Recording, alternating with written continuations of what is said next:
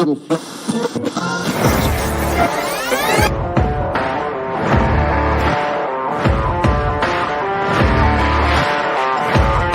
great, but being different for the sake of being different, I'm not a big fan of, right? If you just want to be different for the sake of technology, increased, I would hide behind it. And you start to hear some of their challenges, and yes, because it speaks to the core of who you are and what drives you forward.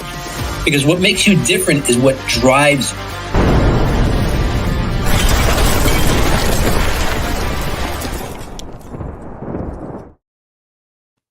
All right, welcome everybody to the Master Connector Show.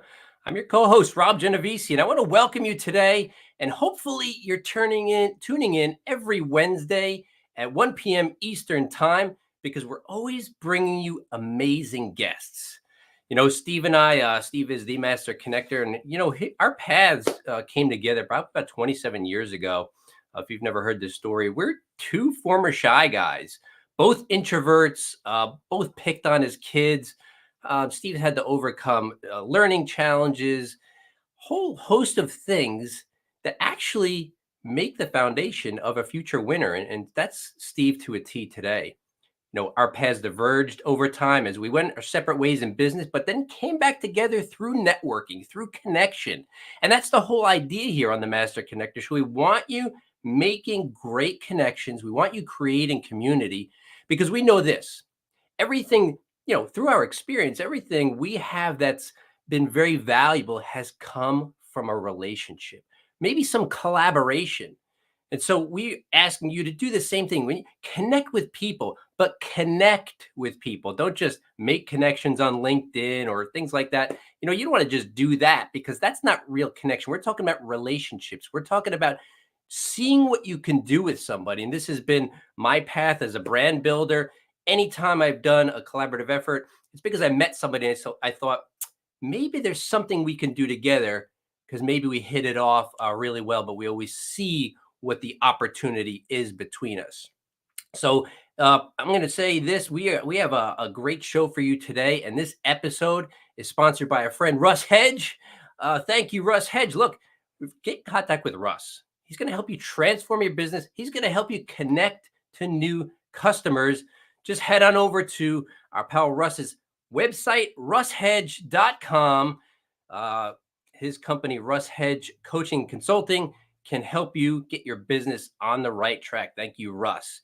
And I'm going to bring him up. Look, today, you know, even though we are former shy guys, we're not shy anymore, obviously, because we're doing a weekly show and we're connecting with people all the time. But we're still introverted. That's still an energy thing. It's still something that both he and I combat all the time. But, you know, we have come together on this show. And although we are Master Connectors, he's the Master Connector. So help me bring him on. Mr. Steve Spiro. Welcome, Steve. How's it going? Absolutely. It's going great, Rob. And I was on a networking event yesterday with your pal and my pal, Mr. Cameron Toth, former co-host, and it was at a Westchester event. And yeah, you're right. I mean, when you're an introvert and you get done meeting a whole bunch of people, you're exhausted. So I was totally exhausted yesterday. But it was great seeing so many cool people, some friends, and many friends of the show, and it was pretty cool. But yeah, just appreciate you, sir.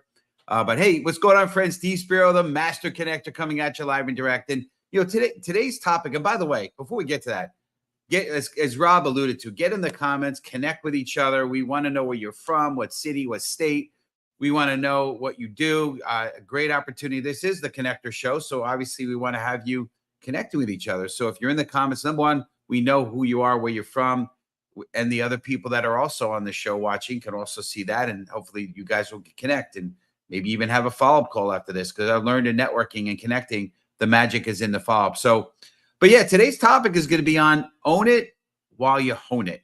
And in this episode, we're going to emphasize that everything you need to shine brightly is already within you, right? It's the idea that your journey can unlock your full potential, and it begins with recognizing and embracing your intrinsic strengths, right? I've got a lot of weaknesses, but I certainly have some strengths, right? You know, to truly thrive, it's crucial to identify and address any underlying fears, you know, biases and resentments that may be holding you back. You know, whether it's just self-acknowledgement, maybe reading some books, have a mentor in your life, or some therapy that I've had over the years, right?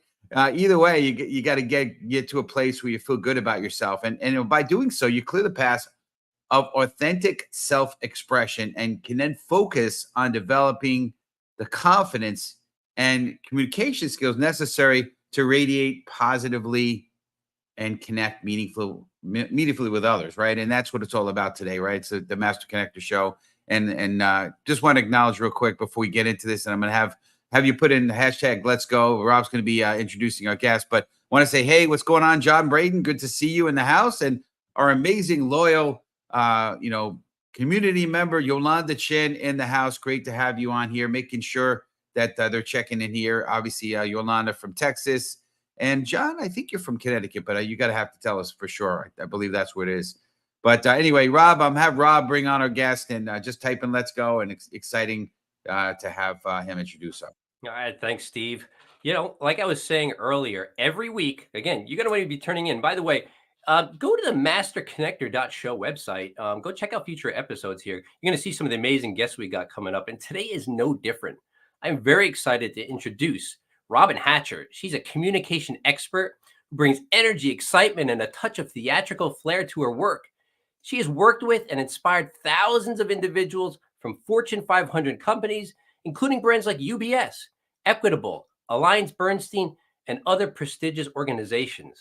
She's a certified speaking professional, a certified neuro-linguistic programming practitioner, and an exactly what to say certified. So she adds science-backed insights and gravitas to her work.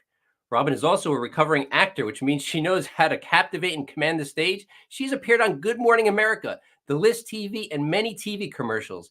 And if you watch closely, you might just catch a glimpse of Robin on reruns of Law and Order and Blacklist. Please welcome to the show, Robin Hatcher. Hey, Robin. Welcome. Hey, Rob. How are you? Hi, Steve. Great. Hey, we got to ask you, Blacklist, right? Tell us about James Spader. What's going on? Is he well, I heard he's an interesting character. He is an interesting character, and unfortunately, he wasn't in my scene. So it's like, we didn't get to meet, but I've met some other great people, and it was a great, great time. And I love the fact that, my literal nickname growing up was Shy. So we have a lot more in common than you would imagine. Ooh, that's hard to believe about you, especially with your incredible background. So we're just blessed to have you on the show. And we're loved now when you have a resume, you could actually say Master Connector Show. You could say all these cool network TV shows, and now the Master Connector Show, right? So of course. It's well, we appreciate it. Yeah, absolutely. So we're going to dive right into it. So community, why don't you type in hashtag shine? We're going to talk a little bit about shining and being, shining your light. Obviously, it's a big part of what our mission is, to be the light. So Robin, here's the question, right? What mindset shifts are essential for tapping into our inner potential and shining brightly in any situation? Yeah, that's a great question. One of the things is to know that it already exists within you. And what we have to do, it's almost like that, that story they talk about Michelangelo's David. It's like, the statue already exists. It's just what we need to chip away at in order to get at it. And some of the things that we need to chip away at are our upbringing, what people have said to us over and over again. And that has ingrained itself in our minds that create a script that keeps repeating itself over and over and over again, and so that script is one of the things that need to be rewritten. So how do we rewrite the script that other people have put into our minds so that we can then pull away those bad scripts and create a script that says, yes, this is me, shine. This is the real me. This is what I have to offer. Because the thing is, there is no one else like you in the entire world. It's like literally, there is not anyone like you. Even with identical twins, there's slight differences in that DNA.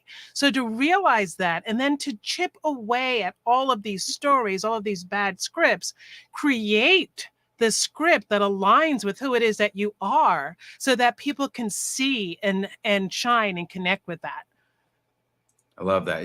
It's interesting, right? So we're going to talk a little bit about overcoming, but I grew up picked on, bullied, right? All these things, right? And that started to create in my own mind who I was supposed to be, right? Was rejected, my mom was a working mom, and she also went to school. So I kind of felt rejected from her. I Mhm. felt all these things, and it just became who I was for a while. And then I get into martial arts, and basically they told me to shut your mouth, right? Because white belts, when you get into martial arts, they have no opinions and like all these things. And I'm like, okay, well, I guess nobody wants to know or needs to hear what I have to say, and I don't have any value. And it wasn't until there a lot of self-development and overcoming and just getting to have a better feel for I am valuable, like you said, right? We all are amazing. Every one of us is amazing, and we just need to believe that. And Mhm. sometimes it takes a bit of overcoming.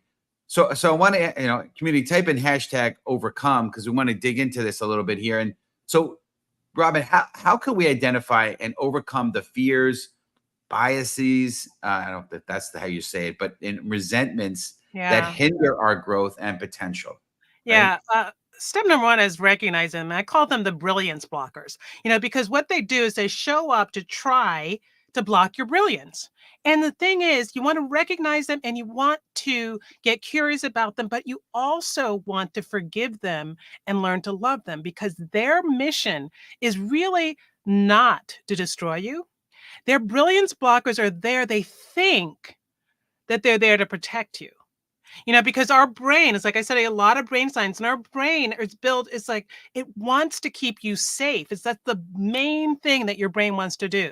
And so it looks at the world and looks at what is going to protect you and what is going to harm you, what's going to help you, what's going to harm you. And so it creates these fears in us based on our history and our past. So a brilliance blocker can show up. Sometimes one of the biggest brilliance blockers that I like to name is that cultural or social biases. You're shy, you can't do that. You're an African American female, you shouldn't do that. You're a man, you should be able to do this or that.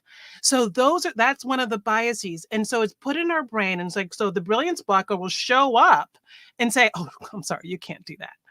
And what we have to do is like, okay, thank you, brilliance blocker. I know you're trying to protect me from getting hurt, from being slammed down by being picked on again. But I understand that I need to do this. So I'm going to rewrite the script around that. So that's one of the brilliance blockers. One of the brilliance blockers is not outshining other people. It's like that's something that we're taught early on also. I had an older sister. It's like your older sister is the blank one and you are the other one. So I wanted to keep the faith. That's what people believed me to be. That's what I wanted to do. And so now to recognize them and say, thank you, brilliance blocker. You are trying to keep me safe and I'm okay doing X. Then we Mm. have to create that X that is so juicy and so wonderful and so needed that we go towards it and feel the fear, as we say, and do it anyway. And you've heard so many acronyms. Sorry, I can go on forever. But one of the acronyms that I love to use around fear, because all of these brilliance blockers are based on fear, right? And the thing is, we've heard all those acronyms around fear, but my acronym for fear is failure to envision an alternate reality.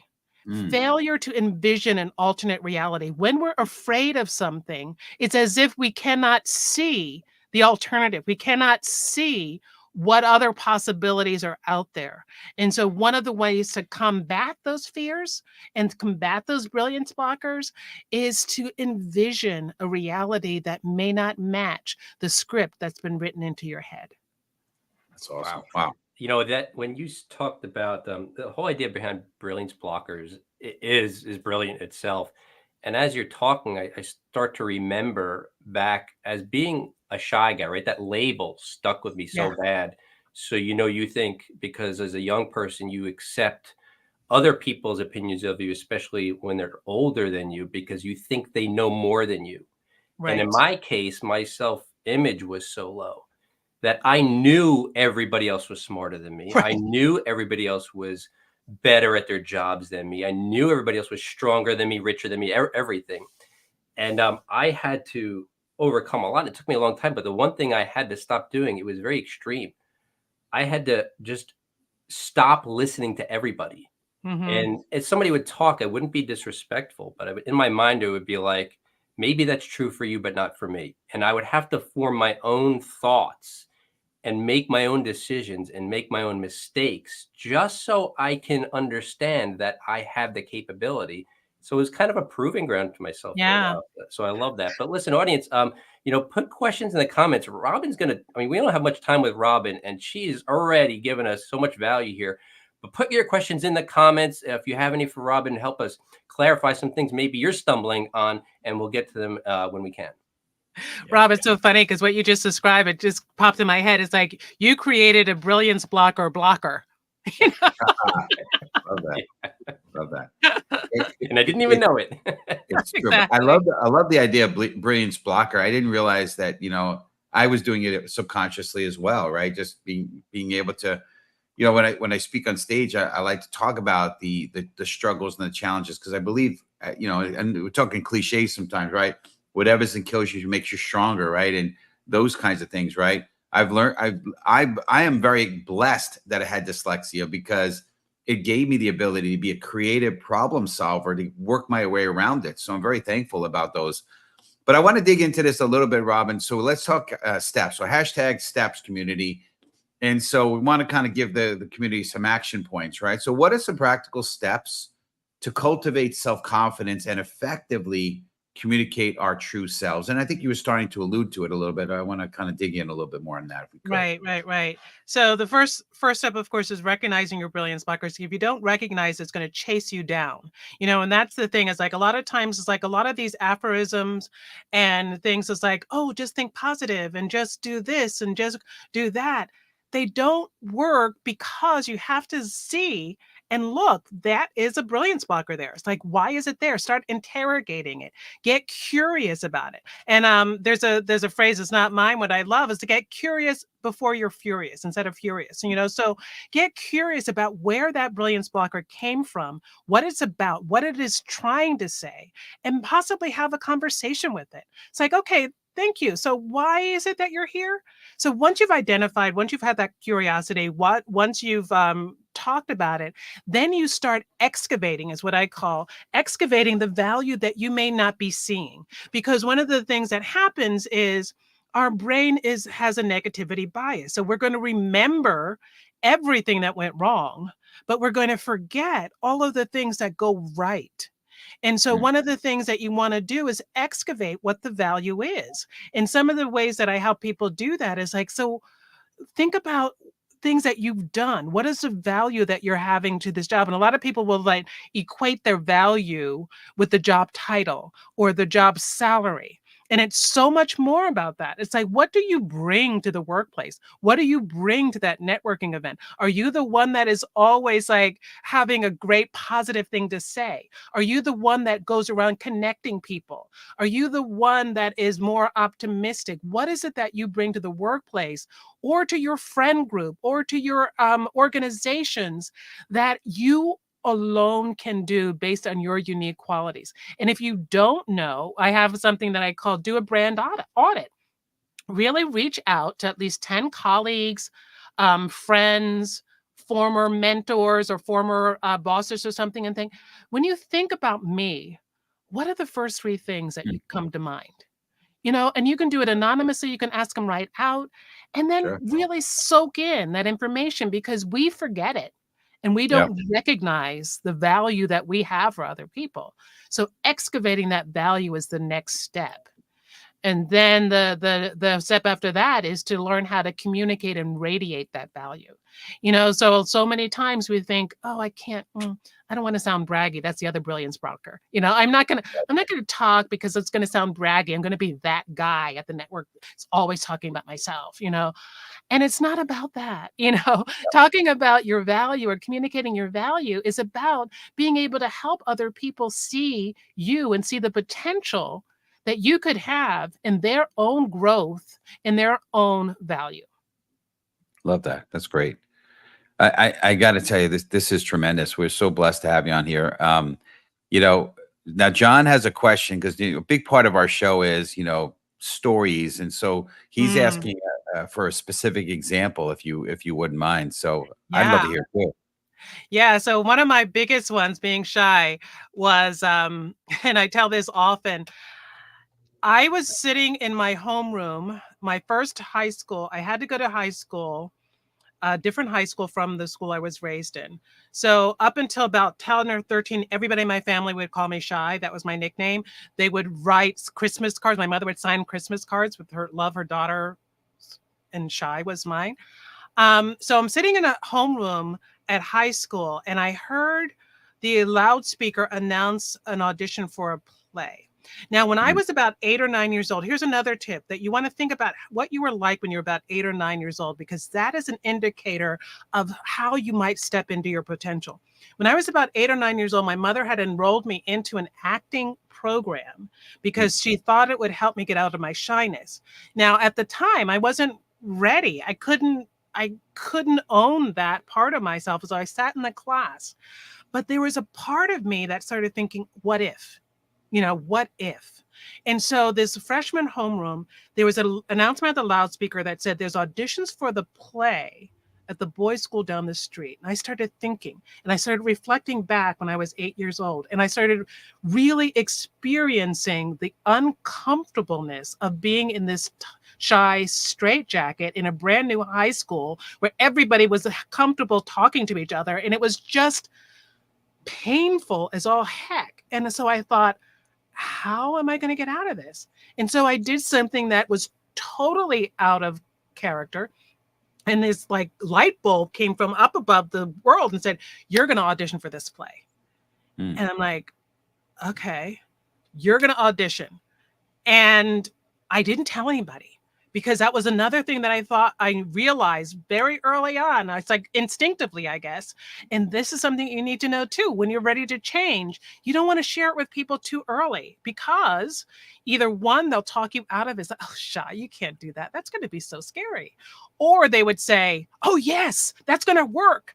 And then either one of those responses would have kept me from going to that audition. Mm. So I really worked really hard and I put it all on myself. I wrote my own piece because I couldn't find anything in the library for a 13-year-old African-American girl at that time. So I wrote my own piece, go to this audition. I blow every emotion that I've been suppressing for those 13 years onto the stage, which allowed me to get cast in a very powerful play. And this is where I learned through the neuroscience of our brain chemistry. So when we are supposed to change, your brain doesn't like to change. It's Right. created this neural pathway. It's created this neat little neural pathway. Said, this is you, this is Shy, this is you.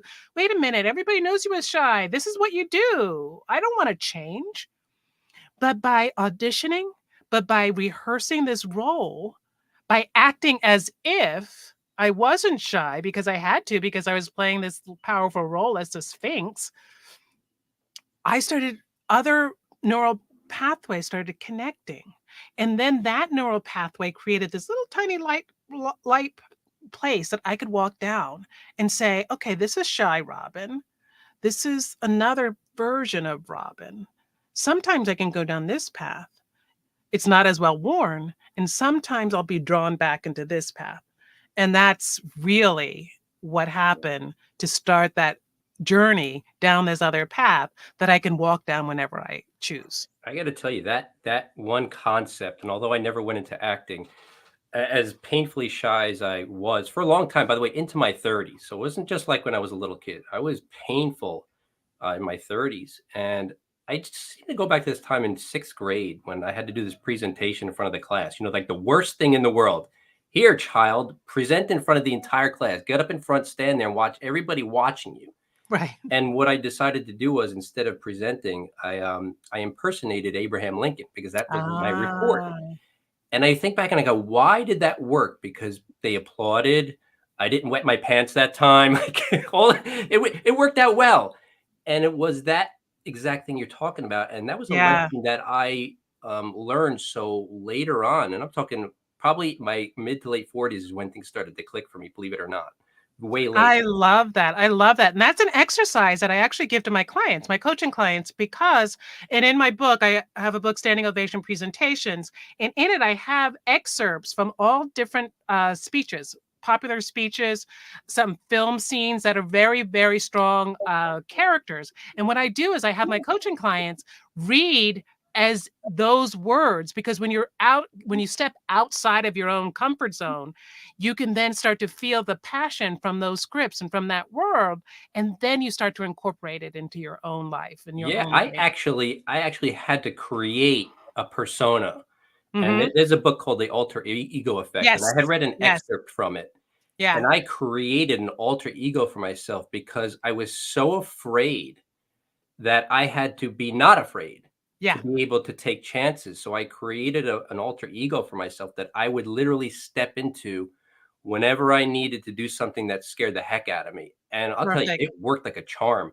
And still to Yes. this day, I don't use it as much, but every once in a while, I'll remind myself if I'm just a little hesitant to do something opportunity wise, I step into that persona and it's Love it. easy because it's not Love me. it.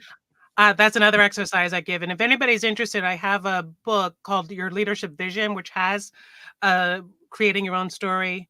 And I can share that with people. I don't have the link right now, but yeah. We can get that to the community. We got a Yeah. couple questions. We're getting to like this time flies forever, but I really know. fast. But so Yolanda is asking a question. It's kind of a little bit back on earlier in the conversation, but I want to get to it. How do you strike a balance between confidence and arrogance? And we do have another question after that. So if you can keep it on the shorter side, so we can Yeah. get Yeah. great. Yeah. The way that I see it is like competence is sharing your value so that you can help another person. Arrogance Mm. is sharing your value so that you can overcome or lord it over another person. And that is the difference. When your intention is to share and to help, it's a completely different feeling and it's received a completely different way. That's when you're on the show, because a big part of one of our pillars of our show is being others focused, being a go giver, and that's the heart of helping others, not just being self-absorbed, self-focused, Exactly. like many of us can be, and I was for years.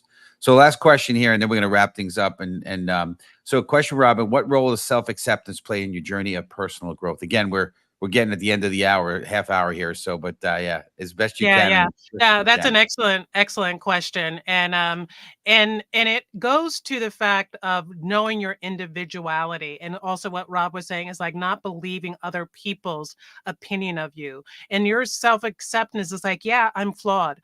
One of the things that I love to say in my speeches is you do not have to be perfect to make an impact.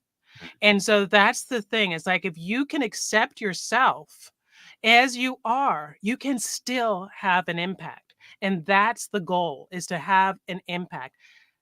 Steve Jobs released the iPhone without it being perfect. And now we're 16 iterations in. It's probably still not perfect. There's still work. And that's why I say own it while you hone it. Love it, love it, great stuff. Well, as we wind down here, what's the best way for the community to hear you? And we appreciate to reach you, I should say. We appreciate you being on here. But how can they reach you? And any final call to action there?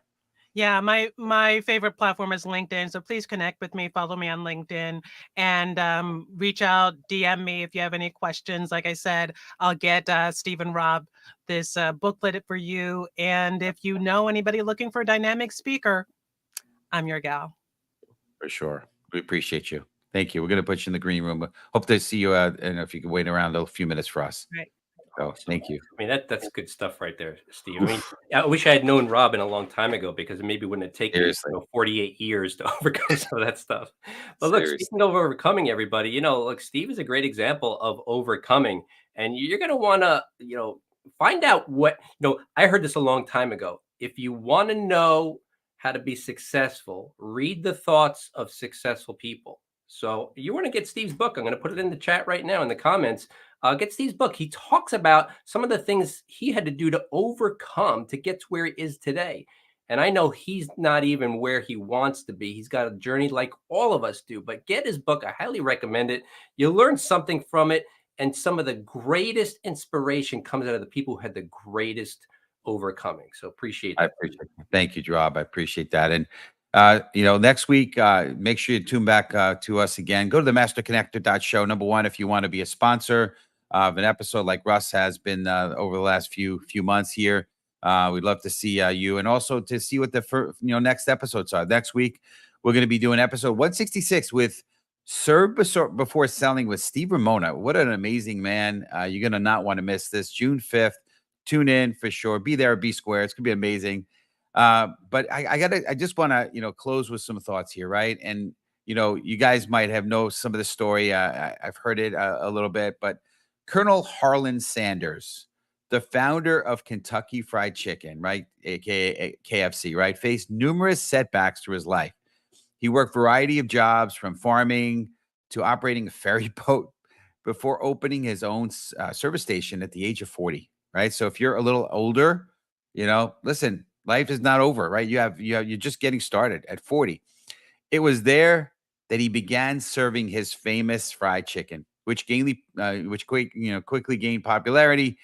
Despite facing rejection from numerous restaurants, Sanders persisted, traveling across the country to franchise his recipe. He owned his story of perseverance and determination, continuously honing, is the word, his recipe and business model. Today, KFC is a global fast food empire, and Colonel Sanders' legacy lives on as an inspiration to entrepreneurs worldwide. Remember, folks, everyone has a story. Let your story, let you and yours be a delight. See you next week. And you start to hear some of their challenges, and yes, because it speaks to the core of who you are and what drives you forward. Because what makes you different is what drives you.